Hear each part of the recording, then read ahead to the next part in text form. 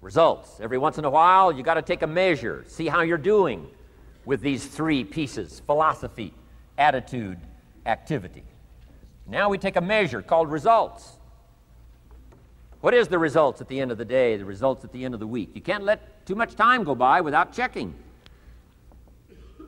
When time goes by, 6 years I'd been out there working when I met my teacher, Mr. Schoaf. Schoaf said, well, Mr. Rohn, let's just go through a little summary here. He said, in the last 6 years, how much money have you saved and invested? Let's go through a little tab list here. How much money have you saved and invested the last 6 years? I said, what? 0. He said, you have messed up. You remember these notes. I like that. You've messed up. He said, who sold you on that plan? I thought, my gosh, the man's right. I'm a nice guy. I bought the wrong plan.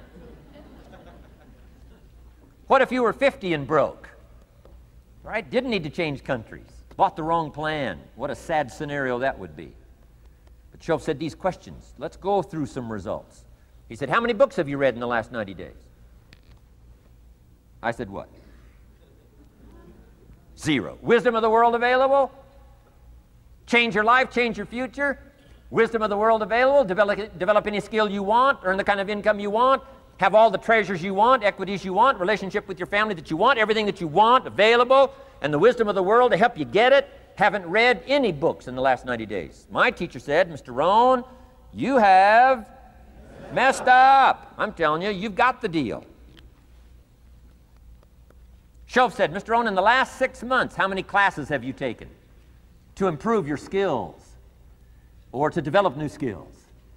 Go for the American dream. Become rich and powerful and sophisticated and healthy and influential. How many classes have you taken in the last 6 months? I said, how many? 0. He said, you have messed up. He said, you don't need to unmess the country. You don't need to straighten out the perplexed. You don't need to straighten out any of this stuff. All you've got to do is look within and let results teach you a great deal about your own activity, your own attitude, and your own philosophy. I went through that process. Take this phrase home. Results is the name of the game. What other game is there? Results. Here's all life asks us to do: make measurable progress in reasonable time. Just take home that little phrase, good phrase. We're asked in life simply to make measurable progress in reasonable time. We demand it of our children. How many years do you want your child to spend in 4th grade? Approximately. About 1. If it looks like they're not going to make it, we pour on the pressure, called legitimate pressure, lack of results. Peer pressure, family pressure, school pressure, community pressure.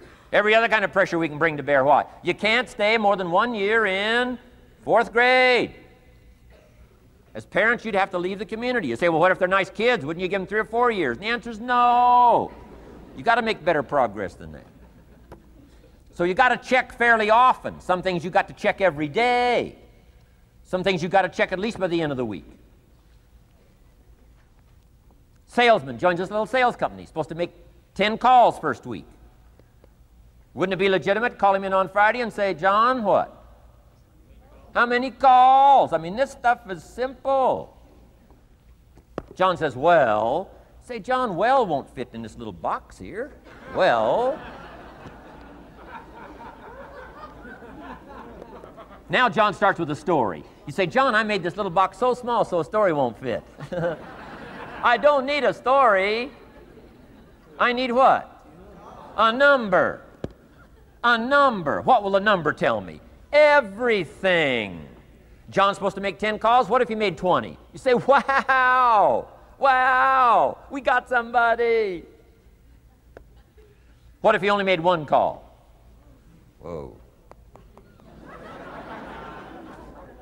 Will that tell us something about John's philosophy? And the answer is yes. Will it tell us something about his attitude? Of course. Will it tell us something about his disciplines?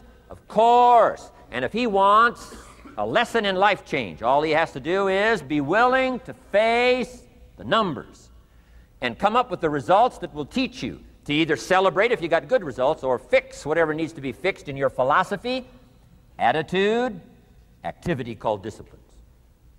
You don't need to go anywhere else. I do believe in affirmations. And they are valuable as long as you affirm the truth. Because it says in ancient scripts, the truth, what? Will set you free. Free to do what? Amend your errors and pick up new disciplines. That's what the truth is for, to help us amend our errors and pick up the disciplines for life change. That's what the truth is for. So I do believe in affirming the truth. If you're broke, best thing to affirm is, I am broke. You put that up on the refrigerator where you can see it every day. I mean, that's how you do that. Now, if you need a little additional affirmation, you just put up there, I'm 40 and broke. I mean, you know, that ought to do it. And if you need just a little more, put up there, I live in America and I'm 40 and broke. That's enough to turn your life around. It says, hey, something is wrong. Somewhere I have messed up. And I'm telling you, if you'll start with that, it's called the process of life change, and it doesn't matter how small the process is to start. One discipline starts it, and then one discipline feeds another, and the first thing you know, you've got this whole cycle in an upward positive motion. And it's called life change. It's called income change. It's called health change. Relationship with your family change. Equities unprecedented that you can have in numbers that will stagger the imagination if you do not curse what's available and start amending what's possible to get the results that you want. I don't think I can put it in any better language.